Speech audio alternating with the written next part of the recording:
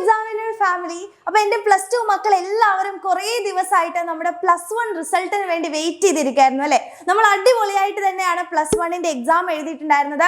First തൊട്ട് അവസാനം വരെ നമ്മുടെ എക്സാമിന് നിങ്ങളുടെ കൂടെ തന്നെ ഉണ്ടായിരുന്നു അല്ലേ? അപ്പോൾ നമ്മൾ എല്ലാവരും വെയിറ്റ് ചെയ്ത +1 റിസൾട്ട് പബ്ലിഷ് ചെയ്തിരിക്കുകയാണ് മക്കളെ. അപ്പോൾ നിങ്ങൾ എല്ലാവരും അല്ലേ ഓൾറെഡി നിങ്ങൾ നമ്മുടെ റിസൾട്ട് ഒക്കെ ചെക്ക് ചെയ്യാൻ വേണ്ടി തുടങ്ങിയിട്ടുണ്ടാവും. അപ്പോൾ നിങ്ങൾ പ്രതീക്ഷിച്ച അതേ ഒരു റിസൾട്ട് തന്നെ അല്ലെങ്കിൽ അതിലും വലിയ ഒരു നല്ല ഒരു വിജയം തന്നെ എൻ്റെ മക്കൾക്ക് എല്ലാവർക്കും കിട്ടിയിട്ടുണ്ടാവട്ടെ എന്ന് ആശംസിക്കുന്നു. അപ്പം എങ്ങനെയാണ് റിസൾട്ട് ചെക്ക് ചെയ്യുക എന്നറിയാതെ ആരെങ്കിലും ഇരിക്കുന്നുണ്ടെങ്കിൽ ദേ നമ്മുടെ ഈ വീഡിയോൻ്റെ താഴെയുള്ള ഡിസ്ക്രിപ്ഷൻ ബോക്സിൽ നിങ്ങൾക്ക് റിസൾട്ട് ചെക്ക് ചെയ്യാനുള്ള ലിങ്കുകൾ കാണാൻ പറ്റും.